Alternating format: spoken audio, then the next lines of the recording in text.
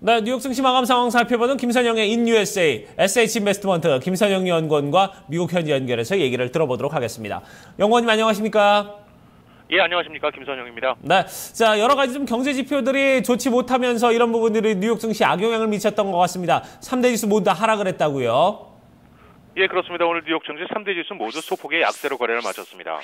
중국과 미국의 지난 8월 제조업 지표가 예상보다 부진한 모습을 보인 데 따라 국제 원유를 비롯한 원자재 가격이 일제히 하락한 것이 오늘 증시에 부정적으로 반영됐습니다. 중국의 8월 제조업 PMI 지수가 전달보다 하락한 47을 기록해 지난 2009년 3월 이후 6년 반 내 최저치를 기록했다는 소식에도 불구하고 어제 지수 급락에 따른 저가 매수세가 유입되면서 강보합권을 유지했던 오늘 뉴욕 증시는 개장 후 발표된 마켓의 8월 미국 PMI가 53을 기록하면서 예상에는 부합했지만 지난 2013년 10월 이후 최저 수준을 보였다는 소식으로 인해 개장 초 반등세를 보이던 국제 원유 가격이 오후 들어 3.7%가 급락하는 등 원자재 가격 전반이 약세를 보인 데다 주가 지수들도 하락 반전되기 시작했는데요.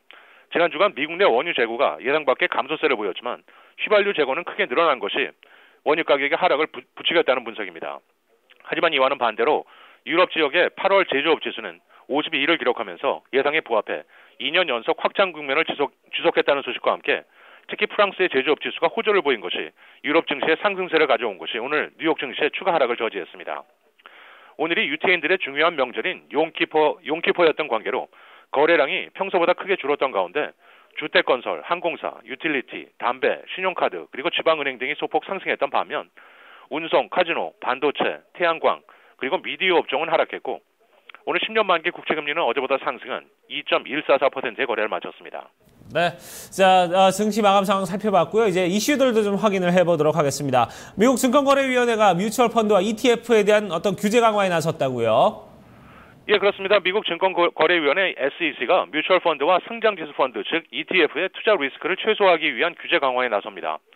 SEC가 발표한 새 규제안에 따르면 펀드들은 자산의 현금화에 걸리는 시간을 기준으로 유동성 규모를 6개 등급으로 나누어야 하며 또한 자산 가격에 실질적인 영향을 주지 않고 3일 안에 현금화할 수 있는 최소 자산 규모를 설정해야 하는데요.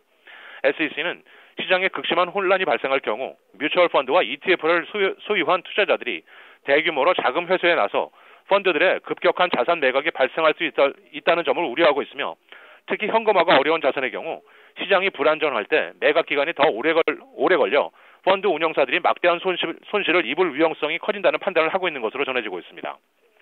오늘 특징 종목들입니다. 배기가스 조작 스캔들에 휘말린 폭스바겐의 마틴 빈더콘 CEO가 결국 사임한다는 소식인데요. 연 이틀 20% 급락했던 폭스바겐은 오늘 6.5%의 반등세로 거래를 마쳤습니다.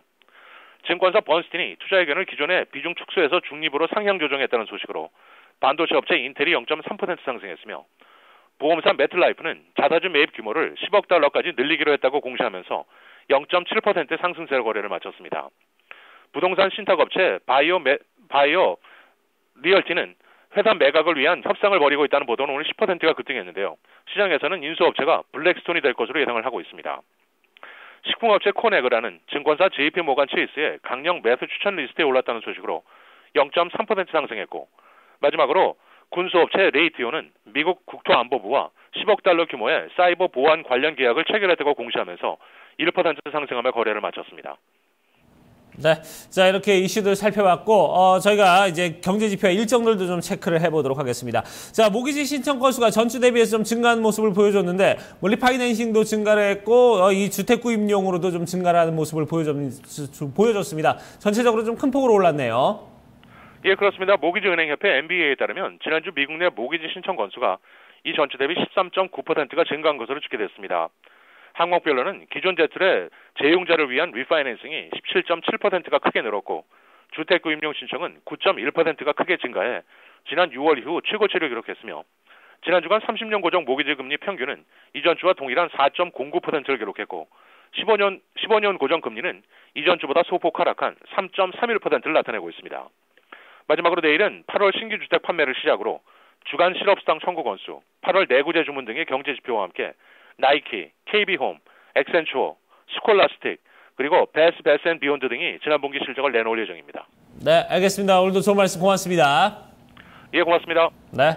자, 이렇게 뉴욕 증시 같은 경우는, 예전에는 이제, 글쎄요, 금리에 대한 어떤 인상에 대한 우려 때문인지 경제 지표가 좋지 못하면 오히려 좀 증시가 올라가는 모습을 보여줬는데, 금리 발표 이후에는, 동결 이후에는 계속해서 또 이렇게, 경제 지표와 그리고, 주식 상황이 비례하는 모습을 보여줬습니다. 자, 이렇게 저희가 3대 지수 마감 상황 모두 다 살펴봤고요. 그러면 지수별로 어떻게 마감이 됐는지 이제 시황센터로 연결해서 자세히 좀 알아보도록 하죠. 그에 따른 외신 소식도 함께 알아보도록 하겠습니다.